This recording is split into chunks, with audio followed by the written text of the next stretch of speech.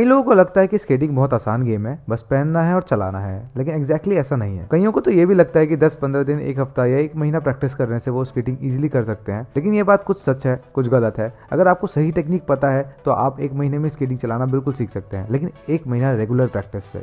अगर आप यही सोचेंगे कि आप वीकेंड में एक बार प्रैक्टिस करेंगे तो बिल्कुल पॉसिबल नहीं है। आज से हम एक नई सीरीज शुरू करेंगे जिसमें हम आपको बताएंगे कि बिगिनर टू प्रोफेशनल स्केटिंग कैसे करते हैं। अगर आपको कुछ भी नहीं आता स्केटिंग में तो हम जीरो से स्टार्ट करेंगे। बिल्कुल आपको स्केट्स पहनने से मैं बताऊंगा कि हमको स्केट्स कैसे पहनना है और कैसे इसको चलाना है। तो शुरू करते हैं आज की video, how to learn skates for beginners. सबसे पहले बात करते हैं इक्विपमेंट्स के ऊपर। इक्विपमेंट्स के ऊपर मैंने एक पूरी वीडियोस बना रखी है, कौन से स्केट्स आपको चाहिए, कैसे स्केट्स आपको चाहिए, लर्निंग के लिए कौन से सही होते हैं और कौन से सही नहीं होते हैं, तो आप जाके वो देख सकते हैं। मैंने आई बटन पे लिंक दे रखा है। सेकंड नंबर पे आते हैं आपके सेफ्टी गार्ड। सेफ्टी आपके लिए बहुत ज़रूरी है क्योंकि आप बिगिनर्स हैं, आपको स्केट चलाना बिल्कुल नहीं आता, तो आप किसी भी तरीके से किसी भी एंगल पर गिर सकते हैं। और अगर आप लोग एजेड हैं, सपोज कीजिए 20 से ऊपर के हैं या 25 के हैं, तो आप लोगों के लिए एक गिरना या एक इंजरी आपके लिए बहुत सीरियस हो सकती है। तो आपको सेफ्टी गार्ड्स पे एक अच्छा इन्वेस्ट करना ज़रूरी है। मैं रिकमेंड करता हूं कि आप डिकैथलॉन से अपने सेफ्टी गार्ड्स ले सकते हैं और आप ज़्यादा से ज़्यादा स्पेंड कीजिए अपने हेलमेट के ऊपर, क्योंकि हेलमेट रहेगा तभी जाके आपका हेड सेफ रह पाएगा। और हेलमेट सबसे ज़्यादा इंपॉर्टेंट गार्ड होता है पूरे स्केटिंग वर्ल्ड में। कोई भी आप इवेंट खेलते हो स्केटिंग में, सबसे ज़्यादा इंपॉर्टेंट होता है हेलमेट। अब आपको चाहिए एक ऐसा एरिया जहाँ पे आप स्केटिंग कर सकें। स्केटिंग के लिए एक फ्लैट सरफेस का होना बहुत ज़रूरी है। वो आपका सोसाइटी का प्लेग्राउंड हो सकता है, रोड हो सकता है, कोई पार्किंग प्लॉट हो सकता है, कुछ भी हो सकता है। रोड पे अगर आप करते हैं तो मेक श्योर कि आप उसकी पूरी सेफ्टी रखें और किसी ना किसी गार्जियन के साथ रहें। और मेन रोड पे तो बिल्कुल नहीं, कोई ऐसा रोड चूज़ कर ले जो ब्लॉक्ड हो, ठीक है, और सारे सेफ्टी गार्ड्स के साथ। विदाउट सेफ्टी गार्ड्स आप कोई भी परफॉर्मेंस नहीं करेंगे स्केट्स पे, इनफैक्ट आप स्केट्स पे खड़े भी नहीं होंगे। अब एक बार आपकी रिक्वायरमेंट फुलफिल हो गई, now you are good to go. तो सबसे पहले आपको किसी चीज़ का या किसी पर्सन का सपोर्ट लेके अपने पैरों को वी शेप में रखना है, कुछ इस तरीके से। ध्यान रहे, सिर्फ सपोर्ट लेना है, उसी के बाद ही वी बनाना है और फ्लैट सरफेस पे ही वी बनाना है। एक बार आपने वी बना लिया, उसके बाद आपको अपने नीज को फोल्ड करना है और कमर से आगे बेंड करना है, कुछ इस तरीके से।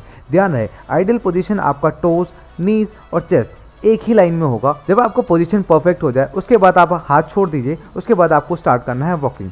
वॉकिंग करने के लिए आपको अपने पैरों को धीरे धीरे उठाना है। ध्यान रहे, नीज को फोल्ड करके ही अपने पैरों को लिफ्ट करना है और लिफ्ट करके चारों व्हील को एक साथ उठाना है और एक ही साथ जमीन पर रखना है। वॉक करते वक्त आपको बड़े बड़े स्टेप का यूज नहीं करना, बहुत छोटे छोटे स्टेप्स लेने हैं। ध्यान रहे, आपके दूसरे वाला पैर जो जमीन पर रखा है उससे पैर आगे ना जाए, उससे पीछे ही रहे। 1-2 दिन तक आपको वॉकिंग की ही प्रैक्टिस करनी है, इसमें कुछ और बिल्कुल नहीं करना है। जब आपकी वॉकिंग परफेक्ट हो जाए तब आपको उसको और परफेक्शन के लिए आपको करनी पड़ेगी रनिंग। रनिंग करने के लिए आपको अपने लेग की फ्रीक्वेंसी बढ़ानी पड़ेगी, अपने लेग की स्पीड बढ़ानी पड़ेगी। ध्यान रहे, रनिंग करते वक्त आपको बड़े स्टेप्स का यूज बिल्कुल नहीं करना है। वॉकिंग की तरह ही इसमें आपको छोटे छोटे स्टेप्स लेने हैं और आपको इसमें रनिंग करना है। एक बार आपकी वॉकिंग, रनिंग परफेक्ट हो जाए उसके बाद हम स्टार्ट करेंगे रोलिंग। रोलिंग करने के लिए आपको अपने पैरों को वी शेप में ही रखना है और लेफ्ट टू लेफ्ट और राइट टू राइट मूवमेंट को यूज करना है। किस तरीके से, कुछ ऐसे। आपको अपने पैरों को वी शेप में रखना है, अपने पैर को, लेफ्ट वाले पैर को लेफ्ट की तरफ पुश करना है और राइट वाले पैर को उठा के लाना है लेफ्ट के पास। फिर राइट वाले पैर को पुश करना है, लेफ्ट वाले को उठा के लाना है राइट के पास।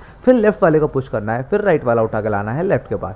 कुछ इस तरीके मूवमेंट से आपको अपने पैर की रोलिंग स्टार्ट हो जाएगी। ध्यान रहे, जब आपका पीछे वाला पैर आगे आएगा तो वो उठ के ही आना चाहिए, घिसते हुए नहीं आना चाहिए या रगड़ते हुए नहीं आना चाहिए। कुछ इस तरह के मूवमेंट से फिर आपकी रोलिंग स्टार्ट हो जाएगी। तो एक हफ्ते में आप इस 3 स्टेप्स को फॉलो कीजिए तो आपकी थोड़ी बहुत रोलिंग स्टार्ट हो जाएगी। इसका नेक्स्ट लेसन, इसका नेक्स्ट स्टेप मैं लेके आऊँगा नेक्स्ट वीक में, ठीक है। उसको देखने के लिए आप मेरे चैनल को सब्सक्राइब कीजिए, ठीक है। इस वीडियो को ज़्यादा से ज़्यादा शेयर कीजिए ताकि आप इजीली स्केटिंग सीख पाए। इजीली आपको टाइम देना पड़ेगा स्केटिंग सीखने में, आपको कम से कम 2, 3, 4, 10 महीना, 1 साल तो एटलीस्ट देना पड़ेगा। उसके बाद ही आप एक प्रॉपर स्केटिंग कर सकते हैं। अगर इन स्टेप्स को करते वक्त आपको कोई भी प्रॉब्लम आ रही है तो नीचे कमेंट बॉक्स में आप मुझे कमेंट करके बताइए। मैं इसके ऊपर एक शॉर्ट वीडियो बना के आपको इस प्रॉब्लम का सॉल्यूशन दूंगा। And keep rolling.